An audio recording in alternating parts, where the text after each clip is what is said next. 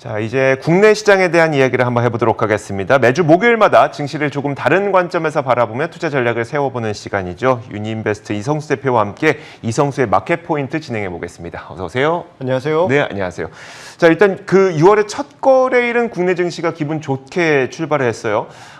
사실 이게 통계적인 뭔가 있잖아요. 근데 6월이 미국 증시에서는 그렇게 기대할 만한 달은 아니다라는 얘기를 많이 하긴 했었거든요. 근데 일단 국내 증시는 출발이 좋으니까 이번 달 한번 기대해봐도 좋을까라는 생각이 들거든요. 어떠세요?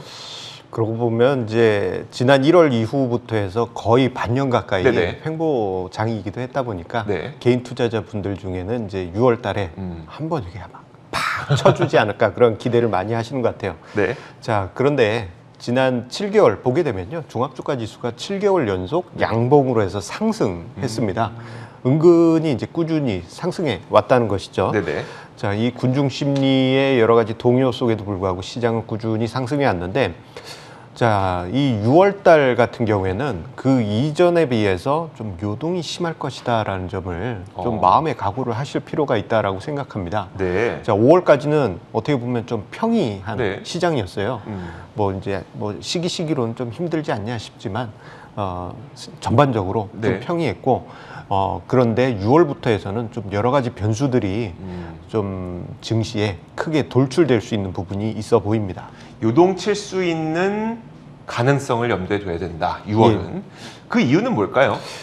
저는 두 가지를 일단 이야기를 드리고 싶습니다. 하나는 이제 기저 효과가 약화된다라는 점, 그리고 연기금의 수급 매매가 좀 변수로 부상할 수 있다라는 점이에요. 네. 특히 이제 기저 효과가 감소한다는 점은 이건 이제 우리 시청자님들도 쉽게 생각해 보실 수 있는 게 작년 3월, 4월, 5월 코로나 쇼크로 해서 여러 가지 경제 지표가 무너지고 그리고 여러 가지 주식 시장도 크게 하락한 후에 지금 위치에서 보면은 그때 대비해서 여러 가지 경제 지표, 뭐 수출입 통계 이런 게 다 드라마틱하게 올라와 있잖아요. 네네. 자, 그런데 그러한 기저 효과가 6월부터는 급격하게 감소할 가능성이 높습니다.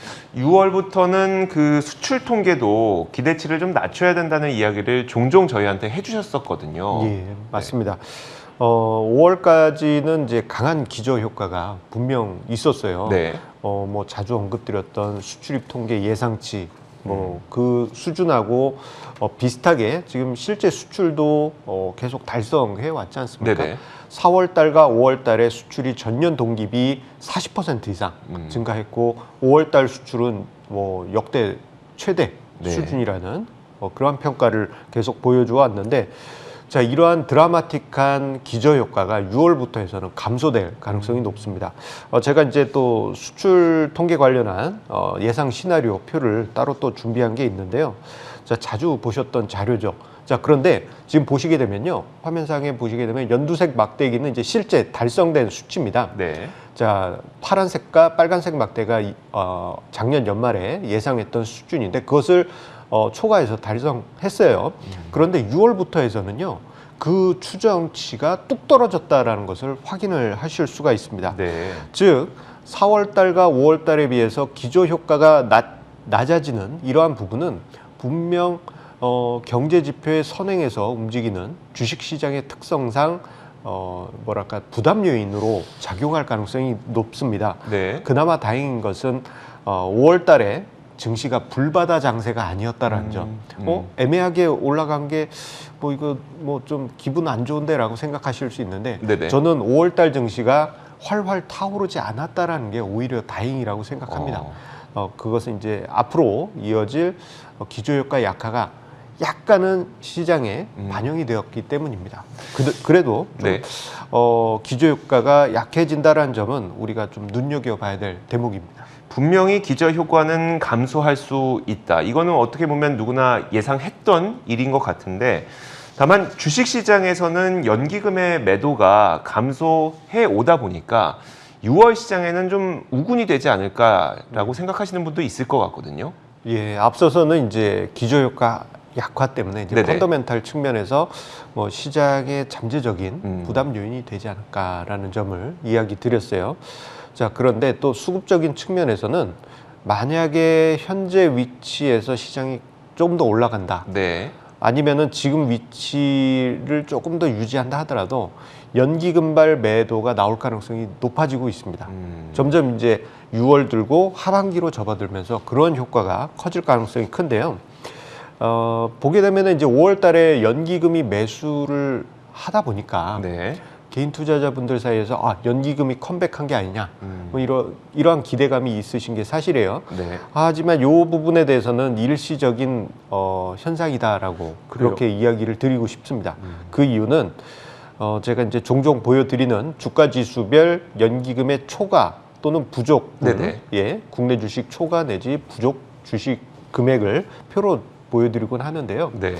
자, 이 표를 보시게 되면은 지금 화면상에 나와 있는 표를 보시게 되면 가장 왼쪽이 종합주가지수 3,200포인트대 그 시점을 추정한 자료입니다. 32조 8천억으로 가장 긴 막대기로 되어 있는 게 만약에 국민연금이 16.8%의 국내 주식 비중을 지켰을 때에 네. 국내 주식이 어느 정도 상태인지를 보여주는데 이게 32조 8천억 초과된 상태입니다. 네네. 그나마 국내 주식 비중에 관한 전략적 자산 배분 전략의 허용 범위가 늘어나면서 어느 정도 융통성이 형성됐어요. 그래서 국내 주식 초과분이 조금 많이 줄어들긴 하였지만 그렇다 하더라도 지금 현재 5조 원 이상 초과된 상태로 보여지고요. 여기서 만약에 주가 지수가 급하게 상승한다 네네. 하면은 그야말로 짱돌 매물이 또다시 등장할 수 많이 있겠고 팔겠네요, 그러면. 제법 많이 팔 수가 있습니다. 그리고 내년에는 국민연금의 국내 주식 비중이 16.3%로 레벨 다운됩니다. 네. 자, 그렇다면은 전략적 허용 범위가 3%포인트로 확대됐다 하더라도 국내 주식 비중이 높아질 수밖에 없기 때문에 지수가 현재 위치를 하더라도요. 네. 시간이 흘러갈수록 점점 잠재적인 매물 출회 가능성이 높아지는 변수라고 할 수 있겠어요. 그러면은 기저 효과도 줄어든다. 연기금도 그렇게 큰 도움은 안 될 거다. 너무 안 좋은 거 아니에요? 예, 이제 6월달 증시는 그렇기 때문에 간헐적으로 이제 네. 거친 장세가 나올 가능성이 크고 네. 지수 자체에 대해서는 일단은 좀 뭐랄까 기대치를 아예 낮추는 게 좋다라고 보여집니다. 만약에 억지로 주가 지수가 부양이 될 수도 있잖아요. 네. 여러 가지 재료가 예상외로 강하게 나오면서 일시적으로 6월 달에 급등을 하게 되면요. 네. 오히려 우리가 여름장 7, 8월장에서는 좀 힘든 급락장이 나올 수도 있다라고 예상을 합니다. 오히려 아싸리 아예 네. 네. 저희 네, 아버지가 실수하셨네요. 하시던 네. 말씀이 나왔는데 양해 말씀 부탁드리겠습니다. 그냥 네. 아예 6월 증시가 그냥 횡보장으로 가는 게 가장 좋겠고요. 네. 그런데 이런 상황을 보면은 어이구 이거 뭐 시장이 재미없는 게 아니냐 그렇게 생각하실 수 있겠지만 우리가 다른 부분을 좀 봐야 된다라고 이야기 드리고 싶습니다. 네네. 그것은 바로 지수는 있고 아예 종목 단위로 접근하자라는 점이에요. 최근에 이제 시장을 보시게 되면은 흥미로운 부분이 보여지는 게 있습니다. 그게 뭐냐면은 이제 스몰캡 지수입니다. 네. 코스피라면 소형업종 지수, 코스닥이라면은 이제 코스닥 스몰 지수라고 있거든요. 네네.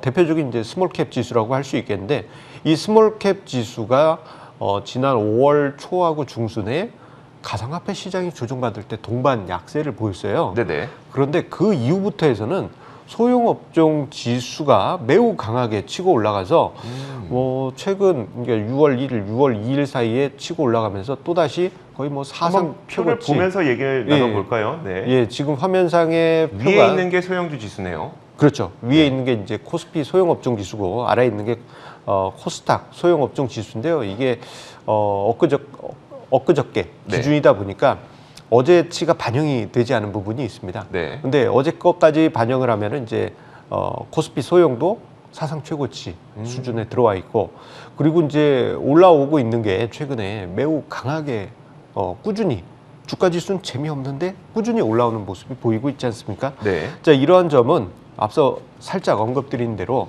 가상화폐 시장에서 자금이 빠져나와서 주식시장으로 일부 들어왔는데 이게 매우 공격적인 자금입니다. 네. 미국 시장에서 밈 주식이 그렇죠. 급등했던 것처럼 AMC 급등했던 것처럼. 스몰캡 시장이 최근에 각광을 받고 있다는 점에서 지수는 재미없지만 스몰캡에서 하나의 답을 또 힌트를 찾아볼 수 있지 않나 싶습니다. 오히려 이렇게 6월 시장도 지수 자체의 급격한 상승을 기대할 수는 없지만 그런 가운데서 스몰캡 지수에서는 굉장히 의미 있는 모습이 나타나고 있기 때문에 좀 작은 주식들 위주로 관심을 가져보는 게 6월 시장에서 좀 좋겠다라는 이야기네요.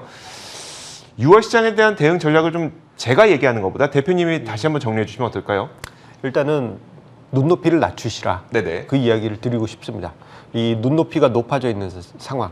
사실 보면 1월까지의 시장을 기억하시는 분들이 많다 보니까 뭐 이제 계속 시장이 두 자릿수의 월간 상승률이 있어야 되지 않을까 네네. 생각하시겠지만 아예 기대치를 낮추시는 것이 좋겠고요.